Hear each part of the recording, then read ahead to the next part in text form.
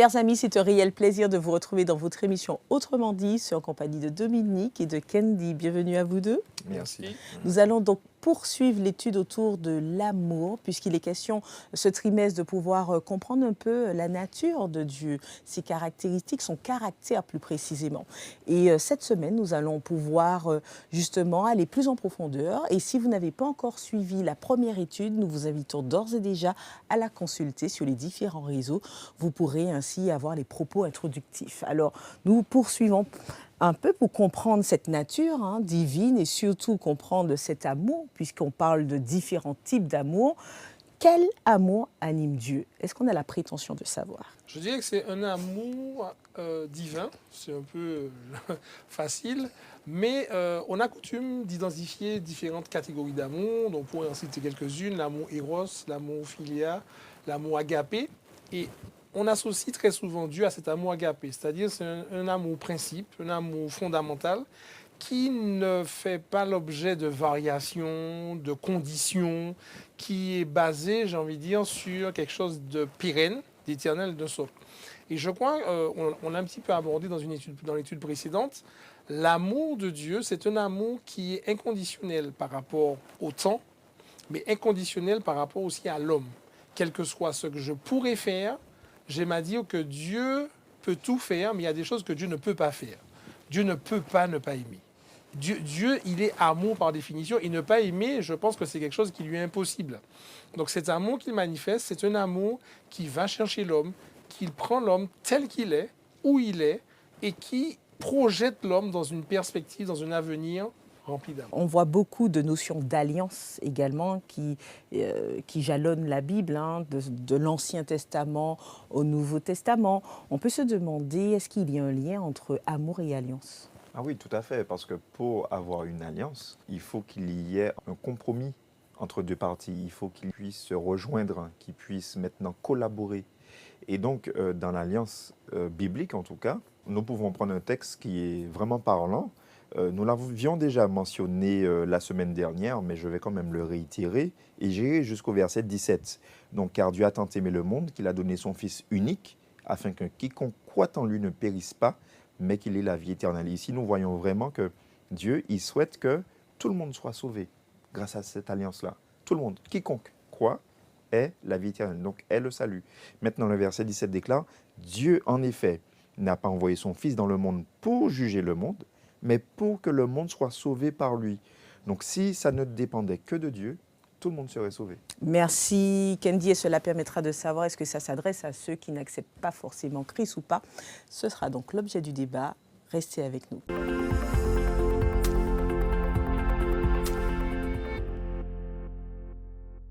Nous voilà donc au cœur du texte. Merci pour ces propos introductifs qui permettent de comprendre la nature de l'amour de Dieu, mais également la dimension de l'alliance qu'il donne. Alors, est-ce que l'amour de Dieu implique une conséquence pour la personne qui l'accepte? Pour moi, fondamentalement, je dirais que oui. Je vais prendre un exemple simple. Je suis dans ma maison, je prends une télé, je ne paie pas d'abonnement. Ça ne veut pas dire qu'il n'y a pas de chaîne qui soit diffusée. Il n'y a pas de programme qui soit accessible. Mais le fait que je ne prenne pas un abonnement, que tu as des chaînes basiques. Voilà. Et si je ne branche pas la télé, je n'aurai rien du tout. Pour moi, c'est un peu la même chose. C'est-à-dire que Dieu est, comme l'a cité Candy, il est disponible à tous. Il a fait tout pour que le monde puisse avoir accès au salut. Je t'offre une croisière, mais si tu ne te saisis pas du billet, que tu ne vas pas à l'heure où le bateau partira, tu ne seras offre-moi vraiment une croisière. Je vais travailler là-dessus, Florence, ne t'inquiète pas. Mais l'idée, c'est que je ne peux pas penser bénéficier de ce que Dieu offre en ne me connectant pas à lui. Puisque c'est lui la source, c'est lui qui va apporter l'amour. Et pour pouvoir en bénéficier, il faut effectivement que je rentre dans ce processus. Je reviens sur l'exemple que je garde à l'esprit, t'en fais pas, Florence. Sur la croisière, si je n'ai pas mon passeport à jour, même si j'ai le billet, je ne pourrai pas accéder. Donc ça permet d'entrer dans une certaine dimension, en fait. Non seulement une dimension, mais j'ai envie de dire un processus. C'est-à-dire que je m'inscris déjà, pour rester sur l'exemple de la croisière, dans une dynamique. Parce qu'en fait, quand Dieu m'offre son amour, cet amour m'appelle à venir à lui avec une réponse. Et même, j'ai envie d'aller un peu plus loin déjà, aller également dans un dimensionnement horizontal, humain, et propager cet amour.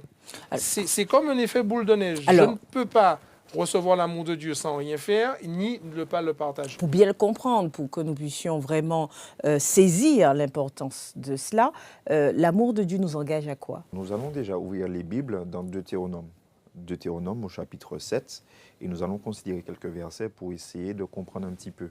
Parce que oui, il y a un engagement. Ta question, c'est est-ce que nous sommes engagés si toutefois amour il y a, effectivement.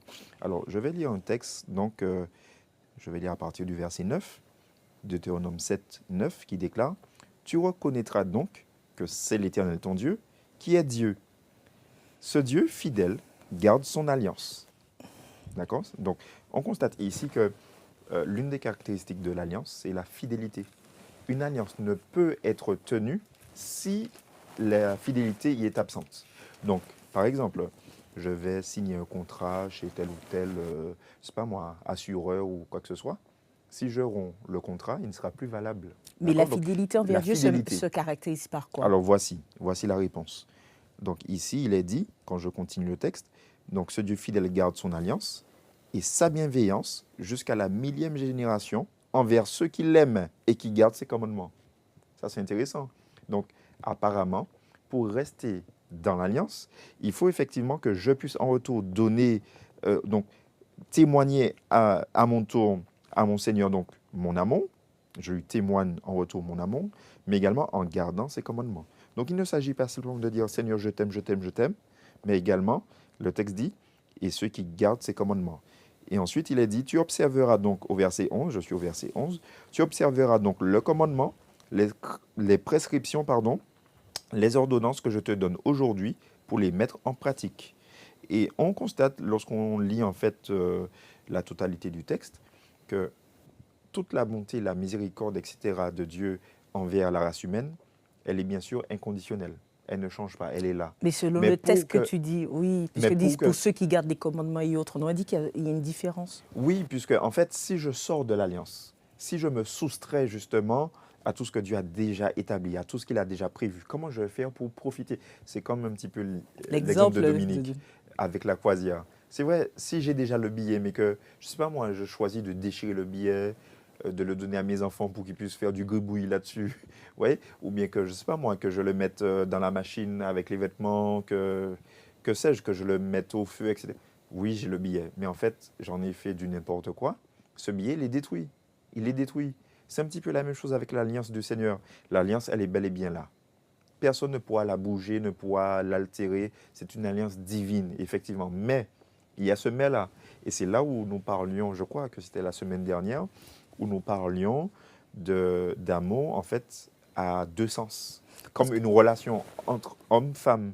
Et là, en fait, on constate que la même notion revient, cette notion-là, eh bien, il y a un aspect de réciprocité. Parce qu'on aurait pu se poser la question, c'est vrai, tu la devances, est-ce que Dieu aime de manière inconditionnelle et justement unilatérale, c'est-à-dire que c'est lui qui donne. Il donne à profusion, il donne, ma foi, c'est ça. Hein. Mais il est la source, comme le soleil. Il y a un texte, oui. Comme le soleil qui ne cesse de jeter ses rayons sur le monde, eh bien, l'amour de Dieu donne et donne et donne. Il y a un texte qui dit qu'il fait pleuvoir sur les bons comme sur les mauvais, comme sur les méchants. Donc oui, il donne.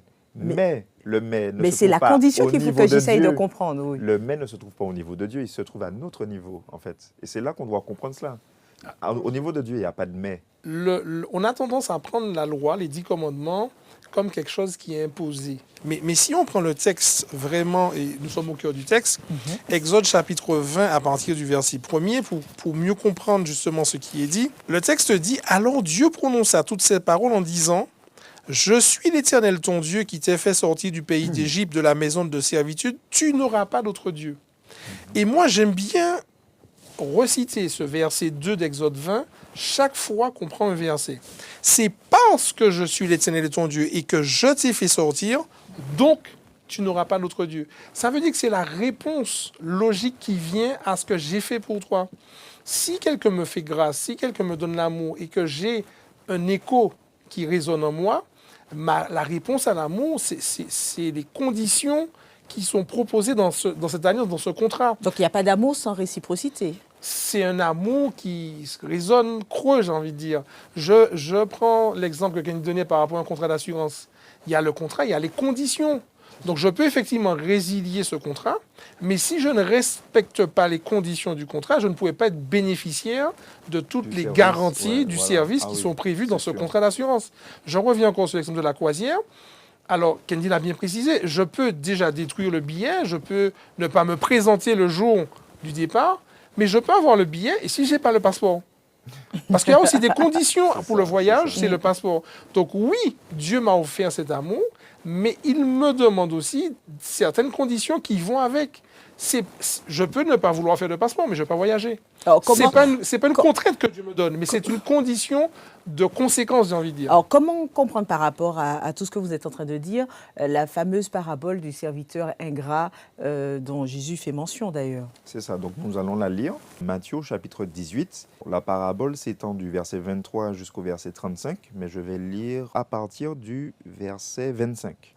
Alors, ce serviteur, effectivement, donc, qui devait une certaine dette, donc il est dit ici, comme il n'avait pas de quoi payer, son maître ordonna de le vendre, lui, sa femme et ses enfants, et tout ce qu'il avait, et de payer la dette. Le serviteur se jeta à terre, se prosterna devant lui et dit, « Seigneur, prends patience envers moi, je te paierai tout. » Et le verset 27 nous intéresse. Touché de compassion, dit la Bible, de compassion, le maître de ce serviteur le laissa aller et lui remit la dette. En sortant, ce serviteur trouva un de ses compagnons qui lui devait 100 deniers. Il le saisit et le serra à la gorge en disant « Paie tout ce que tu me dois. » Pardon, paie ce que tu me dois. Alors, pour résumer un petit peu l'histoire, il a fait jeter cet homme qui lui devait seulement 100 deniers en prison. Et finalement, donc, le maître qui a entendu parler de cette histoire l'a fait venir. Il lui a dit, mais tu me devais, etc. Et donc, je t'ai remis ta dette. Et là, maintenant, tu es aussi impitoyable avec ton frère, avec ton voisin. OK. Donc ça peut nous représenter. Parce que chacun d'entre nous, nous avons une dette que nous ne pouvons pas payer. Et ça, c'est intéressant. Parce que quelle dette, quand tu dis nous avons une dette que nous ne pouvons pas payer, c'est-à-dire? Quelle dette? Alors, cette dette-là, c'est une dette, en fait, la dette de notre vie qui est en jeu à cause de la conséquence du péché. Quand je dis que notre vie est en jeu, c'est-à-dire que nous savons que, selon la Bible, lorsque nous sommes dans cet état de péché, ce qui nous attend, c'est la mort. C'est la Bible qui le dit dans Romains. Le salaire du péché, c'est la mort. Maintenant, ici, ce qui est intéressant, c'est que sa dette lui est remise grâce, et je dis bien grâce, à la compassion du maître de ce serviteur-là. Et en fait, cette compassion-là représente l'amour de Dieu. Parce que oui, nous ne pouvons pas payer cette dette, mais Dieu étant rempli de compassion pour nous, nous dit, voilà, par amour pour toi, ta dette t'est remise. Ta dette est complètement effacée. Et ça, nous devons être en mesure de la retransmettre autour de nous.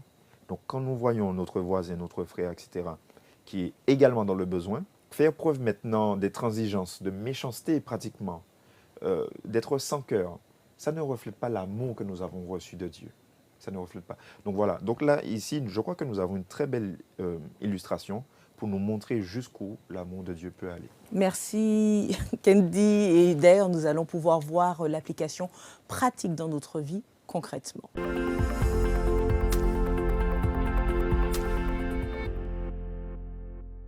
Nous voilà dans les clés pour aujourd'hui pour déceler un peu les leçons, les bonnes pratiques ou comment aborder la thématique dans notre vie pratique. Alors, c'est vrai, Dominique Kendi nous a relaté la parabole de ce serviteur ingrat, comme on peut dire, puisqu'il est prêt à enfermer celui qui lui doit alors que son maître lui a fait grâce.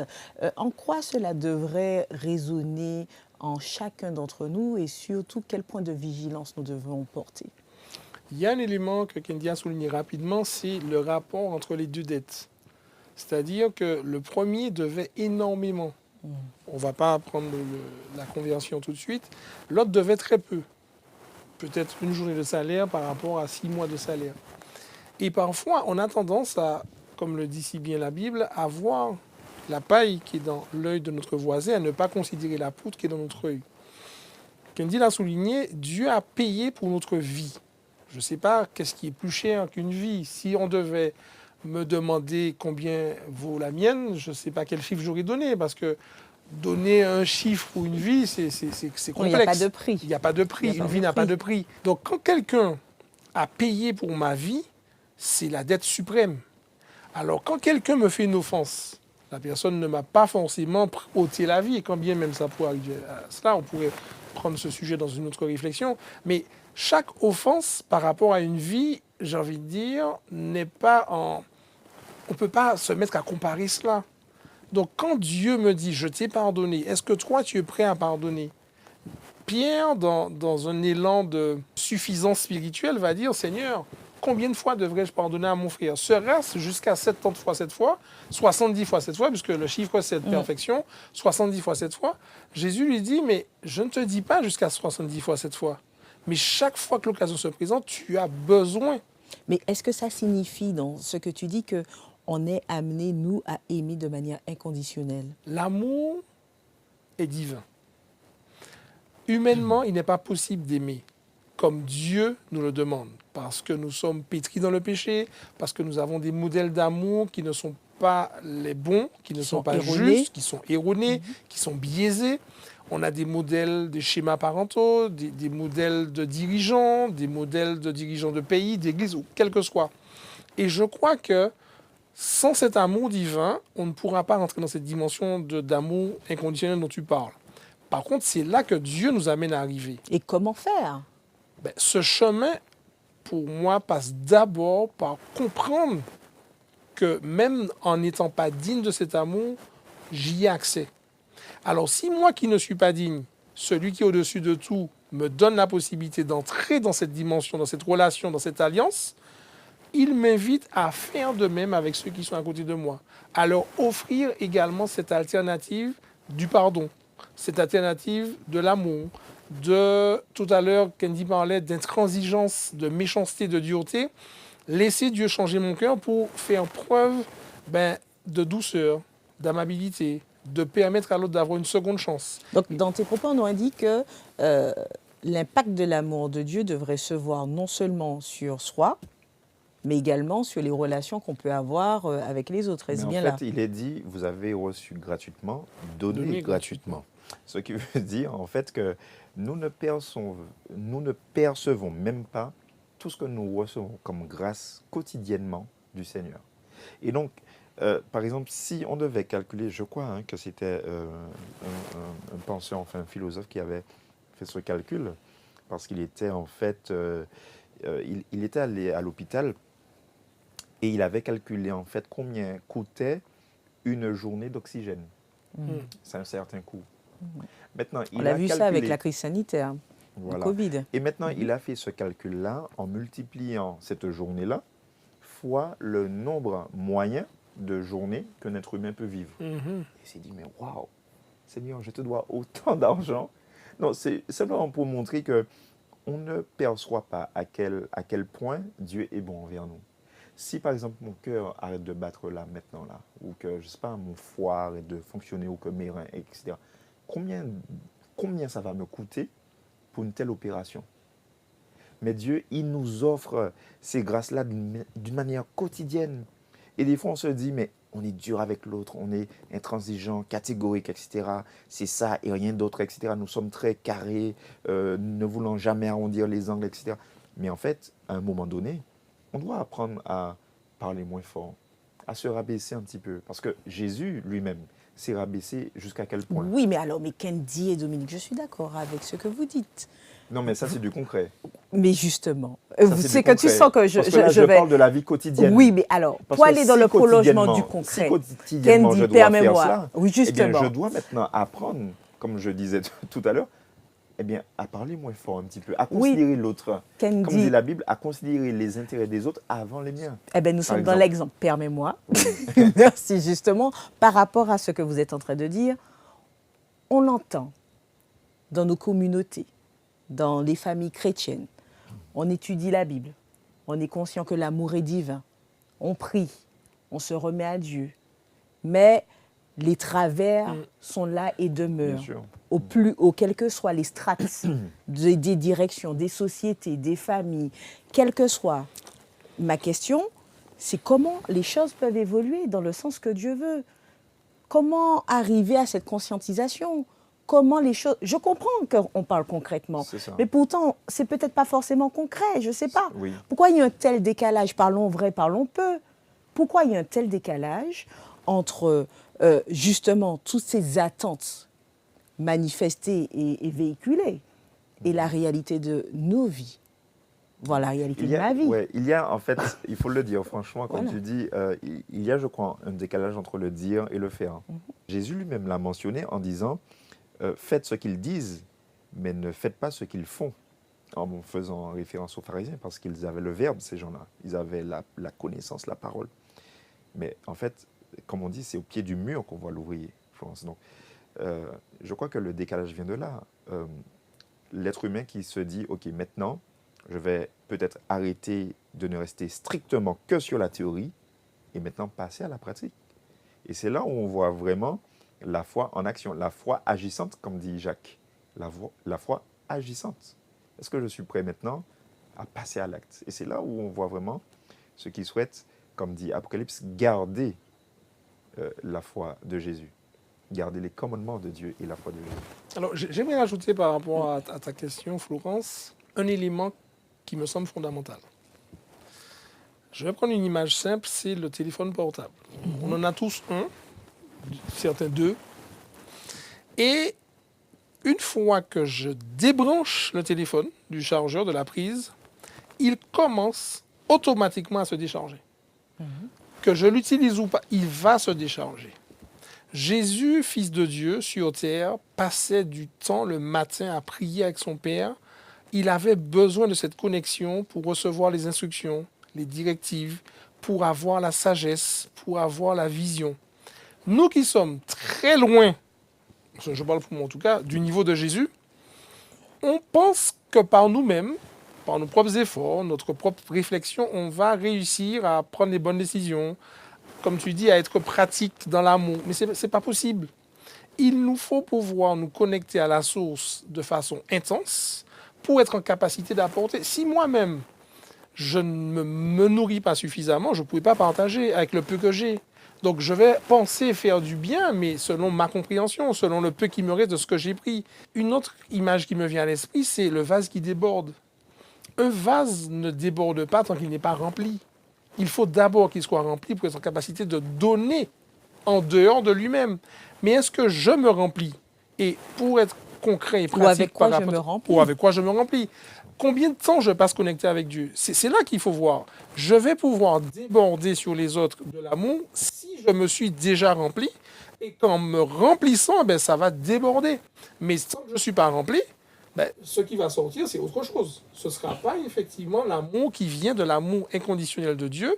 Je vais pratiquer quelque chose que j'ai entendu, je vais faire par moi-même, et je ne serai pas en mesure de transmettre ce que Dieu attend de moi. Quelle préconisation de pratique que pour quelqu'un qui nous suit et qui a envie d'être dans cette démarche, d'être rempli, de se laisser déborder d'amour, d'avoir... Qu'est-ce qu'on peut donc préconiser pour soi et pour ceux qui nous écoutent? Moi, je dirais répondre à la miséricorde. Si nous avons perdu de vue cette notion de pouvoir être reconnecté avec les préceptes bibliques, c'est peut-être aussi parce que nous avons peut-être perdu de vue, je dirais, les promesses de Dieu. Et lorsqu'on se rend compte que dans la Bible, il y a 1001 promesses, mais maintenant, lorsque je m'attribue ces promesses-là et que j'en fais, en fait, je vais dire mon cheval de bataille, tiens, disons, pour la journée, et que je reconsidère cette miséricorde-là infinie qui s'adresse à moi tous les jours, eh bien, déjà, comme disait Dominique, vraiment, que mon vase, que moi-même, je puisse déborder de cette miséricorde, que je puisse déborder de cet amour. Parce que non, je ne pourrais pas donner quelque chose que je n'ai pas. Non, je ne pourrais pas être pratique dans l'amour avec déjà celui qui me donne cet amour. C'est-à-dire que je suis déjà absent de ma relation avec le donneur, le producteur de l'amour. Le pourvoyeur. Le pourvoyeur de l'amour.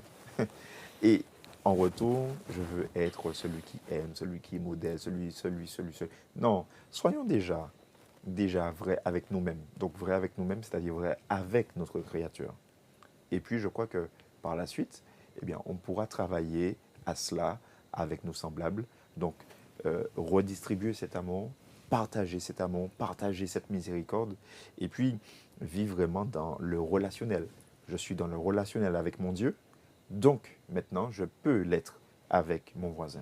Merci Kendi. Si tu permets, J'allais dire merci Dominique, non, mais mais, tu veux réagir. tout à fait, Rapidement, parce que ce que oui. Kendi dit est très intéressant. On parle d'amour, d'alliance, mais on parle surtout de relation. Je suis un être interconnecté. Oui. Je ne pourrais pas fonctionner, enfin, il y a Robinson Crusoe, c'est vrai, il y a Vendredi ou la vie sauvage, c'est vrai, mais je suis interconnecté avec la famille, avec le travail, je rencontre du monde. Et Dieu est un être, et Dieu a voulu que nous soyons des êtres connectés. Dieu a créé l'homme d'abord seul, et cette phrase, il n'est pas bon que l'homme soit seul, sous-entend qu'on est conditionné à entrer en relation avec l'autre. Mais ce relationnel ne pourra pas se faire sans Dieu, sinon il sera biaisé, il sera manquant, il sera défaillant. Un dernier exemple que je donnerai, c'est Pierre. Lorsque Pierre s'est retrouvé près du feu alors qu'on a arrêté Jésus, on lui a dit, mais ton langage te fait reconnaître. Il a tellement fréquenté Jésus qu'il parlait comme Jésus. Et je crois que c'est la question qu'il faut que la question que je dois me poser aujourd'hui. Est-ce que je fréquente tellement Jésus qu'on a l'impression que je lui ressemble? Si je fréquente suffisamment Jésus, je vais finir par lui ressembler et ça va déteindre aussi sur les autres. Donc, je pourrai manifester cet amour que j'aurai reçu et qui va déborder. Donc on ne serait plus dans le faire, mais dans l'être. Dans l'être totalement. C'est un appel à ne plus être dans le faire, mais à être dans l'être. Merci en tous les cas Dominique, merci Kendi et merci à vous de nous avoir suivis. Nous vous donnons rendez-vous à un prochain numéro d'Autrement dit pour encore plus apprendre et comprendre la nature de Dieu, pas à pas. Et pour cela, restez connectés avec nous. Et si cette vidéo vous a fait du bien, n'hésitez pas à la partager, voire à la liker. Elle pourrait bien faire du bien à d'autres.